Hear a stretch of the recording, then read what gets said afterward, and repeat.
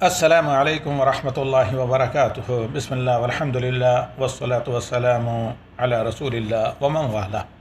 حضرات خواتین معزز سامعین، عقیدہ توحید کا یہ درس نمبر 17 ہے، 17واں، اور ہمارا موضوع ہے دین اسلام میں ہجرت کی اہمیت۔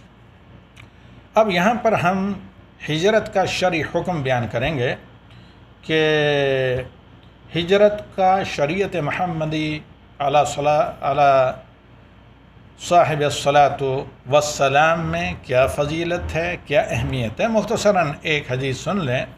جب عمرو بن عاص نے نبی صلی اللہ علیہ وسلم کی طرف ہاتھ بڑھایا تھا اسلام قبول کرنے کے لیے، تو پھر کھینچ لیا۔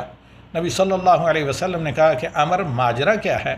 کہ یا رسول اللہ، جو اب تک میں نے آپ کی دشمنی میں گناہ کیے ہیں تو ان گناہوں کا کیا حل ہے؟ تو اللہ کے نبی صلی اللہ علیہ وسلم نے کہا، یا عمر، کیا تمہیں معلوم نہیں، الاسلام یجب ما کان قبلہ والحجرۃ تجب ما کان قبلہ والتوبۃ تجب ما کان قبلہ، یعنی ہجرت اور اسلام اور توبہ سے پہلے کے جتنے گناہ ہوں، کبیرہ صغیرہ، سب کے سب ڈیلیٹ انٹر ہو جاتے ہیں، مٹ جاتے ہیں۔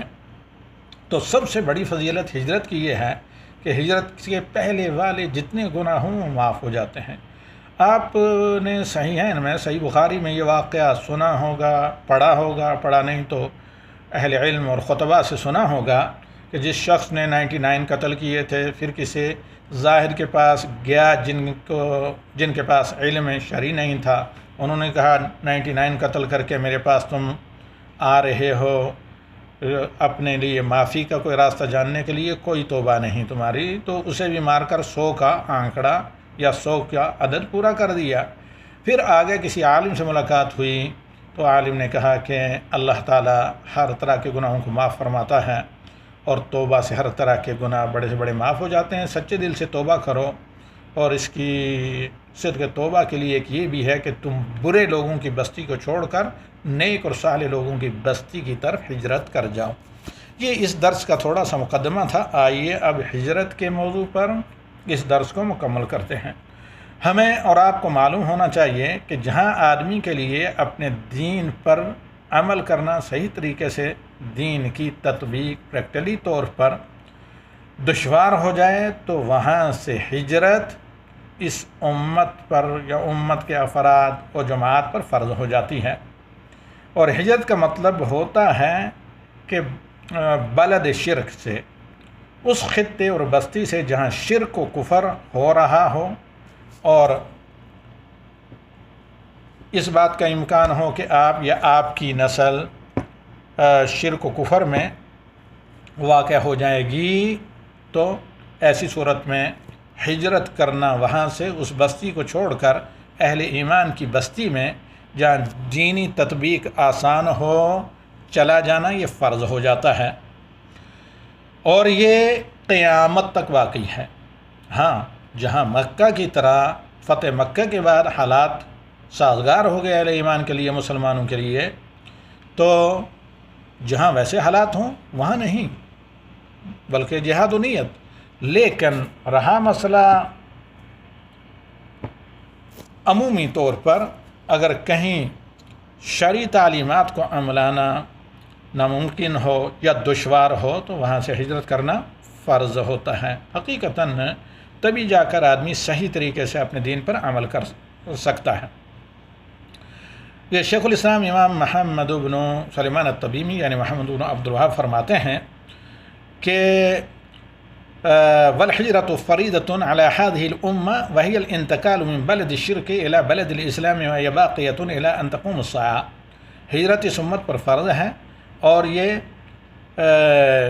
خطہ جہاں پر جو شرک کا گڑھ ہو، وہاں سے توحید کے خطے کی طرف یا بستی کی طرف جہاں توحید اور اہل توحید ہوں، ہجرت کرنے کا نام ہے، اور یہ تا قیامت اللہ تعالیٰ کا حکم باقی ہے۔ اس کی دلیل اللہ رب العالمین کا فرمان، ان الذین توفاهم الملائکۃ ظالمی انفسهم قالوا فیما کنتم قالوا كنا مستضعفین فی الارض قالوا ألم تكن أرض الله واسعة فتهاجروا فيه، کہ اللہ تعالیٰ کہتا ہے کہ جنہیں فرشتے روح قبض کرتے وقت جنہوں نے اپنے اوپر ظلم کیا ہوگا، یعنی کفر و شرک کے دلدل میں اپنے آپ کو رکھ کر اور دین کی پرواہ نہ کرتے ہوئے، تو اب انہیں فرشتے کہیں گے روح قبض کرتے وقت فیما کنتم، آخر وجہ کیا، تم نے ہجرت کیوں نہیں کی؟ قالوا كنا مستضعفين في الارض، کہیں گے کہ ہم بہت ہی کمزور تھے،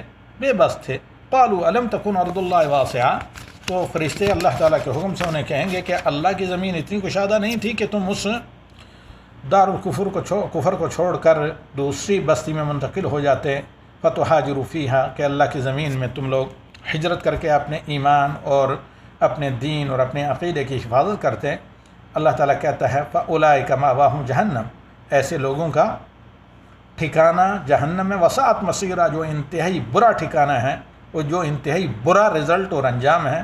ہاں إِلَّا الْمُسْتَضْعَفِينَ مِنَ الرِّجَالِ وَالنِّسَاءِ وَالْوِلْدَانِ، ہم بہت کمزور مرد و عورت اور بچے جو ہجرت کرنا چاہتے ہیں لیکن کوئی چارہ کار ان کے سامنے نہیں ہے، جس طرح موجودہ دور میں دنیا کے حالات ہیں۔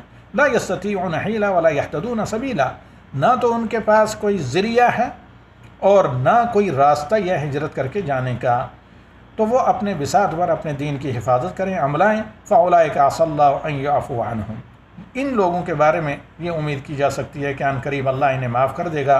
وَكَانَ اللَّهُ عَفُوًّا غَفُورًا، اللہ تعالیٰ بہت زیادہ معاف کرنے والا، درگزر کرنے والا اور بہت زیادہ بخشنہار ہے۔ تفسیر کے لیے تفسیر پڑھیے اہل علم کی اور علماء تفسیر کی، جیسے ابن کثیر ہیں، اسی طرح بغوی ہے، سعدی ہے، طبری ہے سب سے پہلی، اور قرطبی وغیرہ۔ سورہ النساء کی آیت نمبر 97 سے لے کر 99 تک۔ اسی طرح اللہ رب العالمین کا فرمان، یا عبادی الذین آمنوا ان ارضی واسعۃ فایای فاعبدون، اے میرے بندو نوٹ کر لو کہ میری زمین بہت کشادہ ہے، لہذا کسی ایک جگہ تمہیں توحید کو عملانا مشکل ہو رہا ہے تو یاد رکھو کہ یہ تم پر پہلا فرض ہے کہ صرف میری عبادت کرو بلا کسی کی شرکت کی، یا فاعبدون یا وحدونی۔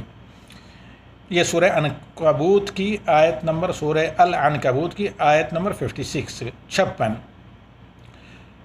امام بغوی رحمہ اللہ فرماتے ہیں سبب نزول هذه الآیہ فی المسلمین الذین فی مکہ، یعنی بغوی رحمہ اللہ کا کہنا ہے اس آیت کا نزول کا سبب جو مسلمان مکہ میں بلا ہجرت کے رہ گئے تھے، ہجرت فرض ہونے کے بعد اللہ تعالیٰ نے انہیں مومن کہہ کر پکارا اور یہ کہا کہ تم مکہ میں میری عبادت آزادانہ طور پر نہیں کر سکتے تو ہجرت کر کے دوسری جگہ جاؤ۔ اور احادیث جو ہجرت کی فرضیت پر دلالت کرتی ہیں اس طرح کے حالات میں اللہ کے نبی صلی اللہ علیہ وسلم کا فرمان، لا تنقطع الحجرة حتى تنقطع التوبة ولا تنقطع التوبة حتى تطلع الشمس من مغربها، ہجرت تب تک باقی رہے گی جب تک توبہ کا دروازہ کھلا ہے، توبہ کا دروازہ تب بند ہوگا جب آفتاب مشرق کے بجائے مغرب سے طلوع ہوگا، یعنی قیامت کے وقت۔ اب جب اللہ کے نبی صلی اللہ علیہ وسلم مدینہ میں مستقر ہو گئے تو آپ صلی اللہ علیہ وسلم نے دیگر شرائع احکام کا امت کو حکم دیا۔ یہ شرائع کیا ہیں؟ انشاءاللہ درس نمبر یعنی 18 اور 19 کل جمعہ کے دن جو ہم آپ کے سامنے پیش کریں گے توحید پر، یعنی جو عقیدہ کا کورس چل رہا ہے تو اس میں سماعت فرمائیے۔ کچھ منٹوں کے بعد میں لے کر آتا ہوں عمدۃ الاحکام، یعنی کتاب حدیث کا درس حدیث باذن الواحد الاحد۔ والسلام علیکم ورحمۃ اللہ وبرکاتہ۔